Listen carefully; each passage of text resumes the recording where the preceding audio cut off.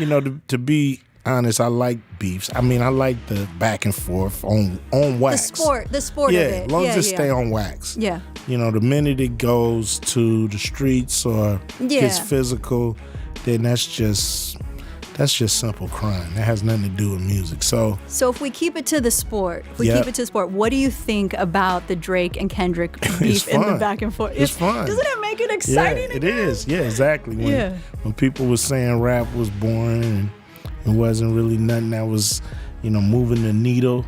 Here comes this. Recently, a feud has sparked between rap legends Ice Cube and Drake, as Ice Cube called out Drake for allegedly humiliating Kendrick Lamar and the West Coast hip-hop scene. The exchange began when Ice Cube, known for his deep roots in West Coast rap, took to social media to poke fun at Drake. This came after a series of incidents where Drake's comments and actions were perceived as slighting Kendrick Lamar, a prominent figure from Compton, California, and a torchbearer for West Coast hip-hop.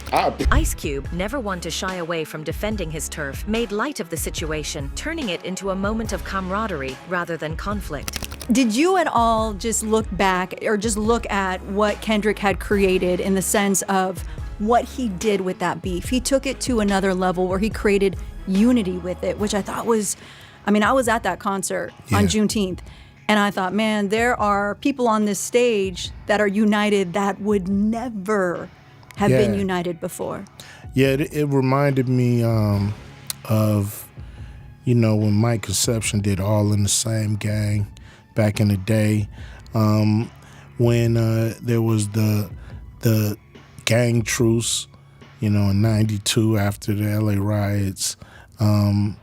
This was kind of one of those moments. Ice Cube acknowledged the competitive nature of hip-hop, where artists often challenge each other through their music. However, he cautioned against letting these rivalries escalate into physical altercations. And by drawing attention to this issue, Ice Cube underscored the importance of maintaining peace and respect within the hip-hop community. His comments reflect a deep understanding of the genre's history, where several high-profile feuds have ended in tragedy. Ice Cube's perspective is a reminder of the responsibilities artists have in shaping the culture and the need to resolve conflicts through artistry rather than being physical. Beefs are, they're volatile. So you always have to be careful that a beef doesn't turn into a murder.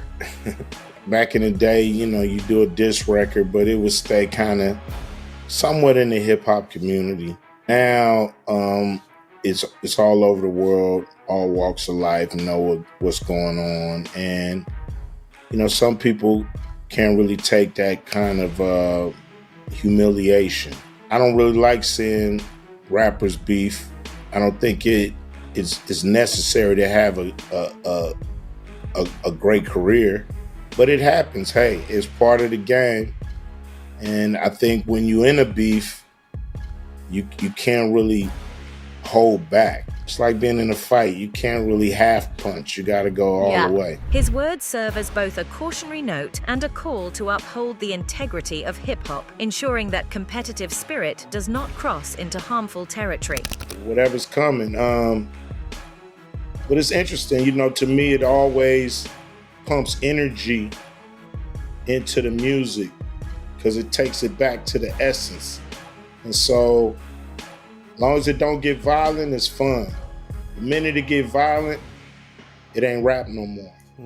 On a recent show, Ice Cube addressed the ongoing beef between Drake and Kendrick Lamar, issuing a warning to Drake. Ice Cube, a West Coast rap icon, cautioned Drake about underestimating Kendrick, emphasizing Kendrick's lyrical prowess and deep roots in the hip-hop scene. "You gotta be careful, Drake," Cube advised, highlighting Kendrick's ability to fiercely defend his reputation and artistry. Today I got content from Ice Cube. He's speaking about the Drake versus Kendrick Lamar beef, the battle that they had back and forth, and Ice Cube says that he does not want this to spill in the street. He sends a warning to Kendrick Lamar and Drake, and he says that you guys need to keep this hip-hop. Once it spills into the streets, it's not hip-hop anymore, it's not rap anymore, and it's not fun once it goes that far. He gave them that warning. He also sent a special warning to Kendrick Lamar and told him to stay locked and loaded, ready to drop another diss because Drake could do something at any time. he doesn't think Kendrick should be caught slipping. I'm gonna show you guys what Ice Cube had to say about it, and then we're gonna come back. He has something to say about this because he has, you know, stepped into this arena and battled in hip hop before, and has significant wins in hip hop before, and I wouldn't disagree with him. If anybody ever came to me and told me No Vaseline is the greatest diss record of all time, I'm not gonna disagree with them. That's one of the greatest diss records in my opinion as well. So Ice Cube obviously feels that way. Drake seems like he's unbothered by this battle with Kendrick Lamar. It seems like the back and forth is not really affecting him. So he says, we've seen pictures of him where he doesn't look too well. So I'm praying that he's healthy. I'm praying that, you know, he's not letting this affect him too much if the allegations of him messing with children is not true. Now, we've seen some evidence that maybe there is some truth to it. If the allegations are not true, I hope that Drake is well. By doing so, Ice Cube underscored the importance of respecting formidable talent and maintaining a competitive yet respectful dynamic in hip-hop, reminding everyone of the potential consequences of such rivalries. Hopefully he's in good spirits if the allegations are not true, but he seems like, you know, he's unbothered by the situation. He's gone on Instagram and made numerous posts, a couple posts, you know, where he kind of seems like he's subbing about the situation, where he says, you know, ghosts don't address one-trick ponies. He had that post on Instagram. He's also posted and said the pressure from being on top does more than make your ears pop, you know, and maybe he's saying that he's still on top.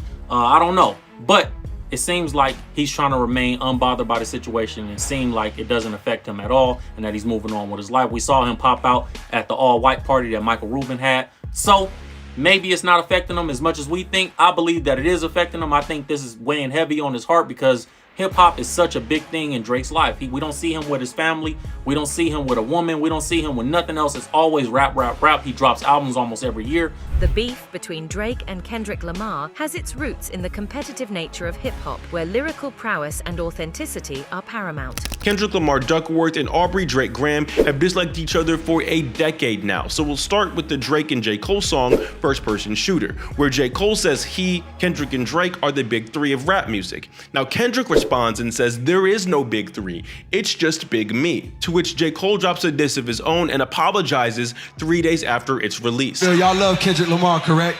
The live rendition of the diss track of Kendrick was met with significant applause and support from fans, reaffirming Kendrick's position as a respected and formidable force in the rap industry. Has Kendrick Lamar won the rap beef with Drake? The rapper performed Not Like Us for the first time live, not once, but 5 times at a Juneteenth concert in LA. As well as performing Not Like Us, Lamar opened his set by playing Euphoria, another Drake diss track. Fans have been labelling the gig Hella and saying it's Drake's funeral. More than 20 artists made guest appearances at the concert, including Dr. Dre, Roddy Ricch, Ty Dolla $ign, Tyler the Creator, and Steve Lacy. It was put on as a show of unity for the West Coast rap fraternity. But is this really the end of Kendrick v. Drake? Or do you think there's more to come? In a surprising twist to the ongoing feud, a 13-year-old teenager was accused of being involved with Drake. The teenager has been at the center of controversy due to allegations that she had been dating Drake since she was 14, while Drake was 21. The accusations have sparked a significant backlash against Drake, with critics accusing him of predatory behavior and an inappropriate interest in young girls. This controversy has further tarnished Drake's image amid his beef with Kendrick, complicating his public persona and drawing scrutiny from both fans and the media.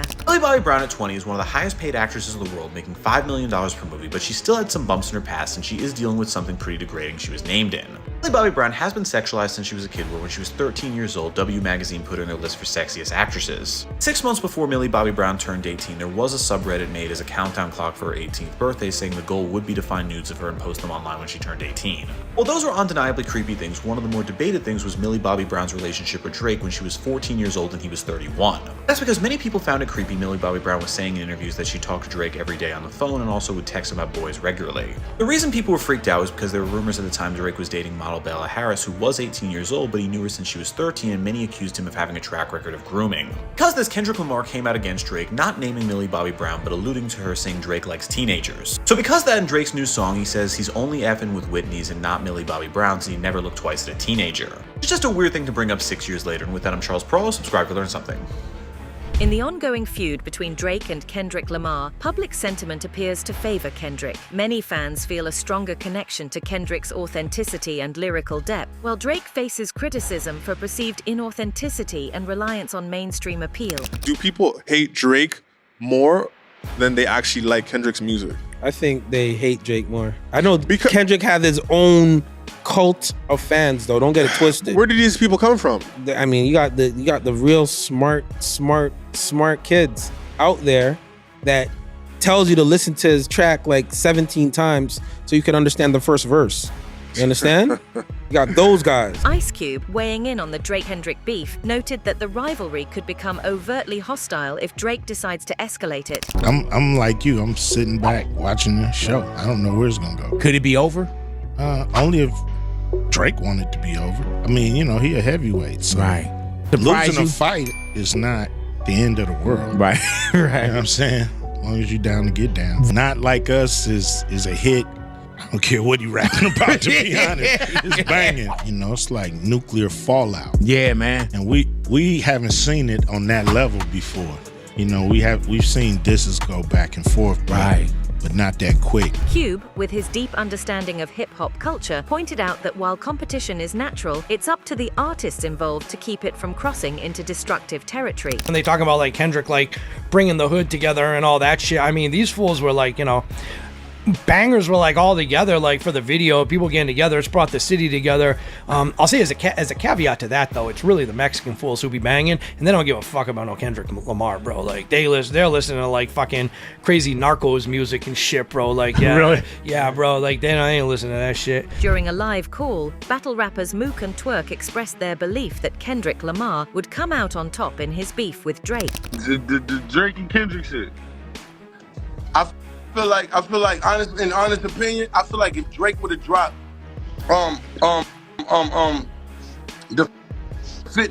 drop to give me 50, if he would have did that after Not Like Us, nah, yeah, he would have had a I ain't gonna lie, Not Like Us was I even now I'm thinking about it. Nothing is like Not Like Us. Not Like Us is I learned the game from William West, so y'all can. That's back to back. Not Like Us. That's why I said that. Right, he did the Drake to Drake. He made. I ain't heard a diss drop. I ain't heard a diss bop since like Hit 'Em Up. Yo, bro, listen. This shit is on every. I know the words by default. Like easily. You understand? I ain't even trying to say the words, but I know them. But Kendrick Lamar intensified his feud with Drake by releasing the Not Like Us video, where he directly addresses their beef. In an accompanying interview, Kendrick exposed what he sees as Drake's flaws, calling out his authenticity and commitment to the craft. Kung Fu Kenny is not done ruining Drake's summer. You might have seen he was awesome. You might have seen he was at Michael Rubin's all-white party. Having a good old time. A lot of NBA players there, a lot of Hollywood people there. Good time. Anyone who's anybody's there. 2 hours into this party, Kendrick dropped the video. So I know everybody's seen that shit, including, well, I don't know if Drake's seen the shit, but I know everybody around that nigga seen that shit. So I know that was mad awkward for him. If I'm him, I'm leaving. I'm not gonna have all these eyes on me. Yeah, right. You at the party having a good time, and niggas just looking at their phone. People like sneaking off into the corner, just like, hey, look, Kendrick done it again. As a nigga with some mild anxiety, if you see everybody in the party looking down at their phone and then looking back up at you, I'm leaving. Kendrick Lamar's song Not Like Us is a direct response to his beef with Drake. The track delves into the differences between them, with Kendrick emphasizing his roots, integrity, and lyrical skill. The song like that, this is the song of the year. I was in the club, I heard Like That, and I was like, damn, this might be the song of the year because that song hit. That song hit. But I ain't gonna lie to you. This song is a cultural moment. It's so much bigger than the beat. This almost feels like the anthem for Juneteenth now. It really kind of feels like it. Like, this feels extra black, you hear me? Shout out to the melanated people, I lay y'all to death, nigga. Yeah. In a controversial move, Drake reportedly wrote a beef song against Kendrick and used AI-generated voices of Snoop Dogg and Tupac. This tactic raised eyebrows and criticism, as many fans and artists view it as a disrespectful and desperate attempt to leverage the legacies of deceased icons. Drake takes aim at Kendrick Lamar with AI, Tupac, and Snoop Dogg vocals on tailor-made So Drake and Kendrick freestyle Lamar are beefing. Drake wrote a beef, and he did AI Snoop and AI Tupac talking about how disappointed they are in Kendrick Lamar. He wrote the raps, and then the voices sound perfect. Oh my God. It's unbelievable what's happening. What is wrong with Kendrick Lamar? They're just beef. This rap it's competitive. They beef sometimes. I think Kendrick started this one. Well, so. hip-hop is an interesting thing because I love hip-hop, but I don't really love bragging.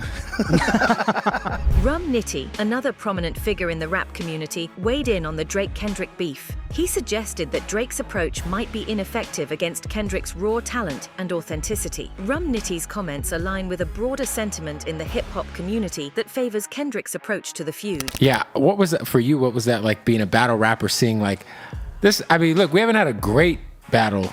Right. In years. I was entertained. Yeah. I was entertained, you know what I mean? Like, I was just being a fan at that time. Like, I feel like it was great for hip-hop. Like, rap in general. Like, rapping has always been about having confidence, being, you know, confident and thinking you're the best. So why not go at the you know what I'm saying, the other guy that they say is better? You know, I think it was good for the sport. From your perspective, as somebody who's battled tons and tons of times, what approach would you have taken if you were Drake? Because the approach he did take was obviously one that did not pan out for him. I don't know, that's hard to say. I kind of feel like I would have probably laid back a little bit on the singy shit, you feel me? Yeah. Like, Kendrick is a rapper's rapper. Like, he's, you know what I'm saying? He raps his ass off. So I kind of felt like I would have just took a more direct approach. Yeah, I felt like also like the first two diss records, obviously like Family Matters and Push Ups, weren't just aimed at Kendrick. They were aimed at everybody. So it was like, yeah. And like, I feel like the shit that he was going at him for was like being short. I'm like, bro, like we know he's short. Eminem, known for his unfiltered opinions, commented on the rumors of Drake using a ghostwriter. He bluntly stated that if Drake relies on others to write his lyrics, he should put his mic down. What I'm telling you with these lines is, I don't know what's real and what's not at this point. You know what I'm saying? Because you hear shit about this rapper, that rapper, whatever. I'm telling you that I don't do it, never have, and never will. If I ever need a ghostwriter, I need to just put the mic down. You know what I'm saying? So that's my personal belief. As far as anybody out here that does use ghostwriters, that's fine. If that's what you do, that's fine. But I'm telling you, I don't do it. Hip hop was the most important thing that empowered me as a kid.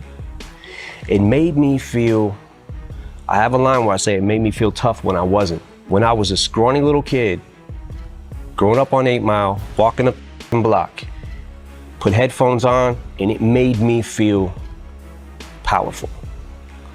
Hip hop probably was, I mean, it was like my dad. Hip hop, you know what I'm saying? And it was the only thing that made me empowered. It made me feel good about myself. And when I started being able to write rhymes and figured out I could do it, that's where the feeling comes from to me. Because the excitement is being able to come up with the shit. You know what I'm saying? It taught me how to throw my first punch. Gave me the confidence to be able to throw my first punch. With mounting criticism and public sentiment against him, Drake finds himself in a precarious position in his beef with Kendrick Lamar. Tuned until next time.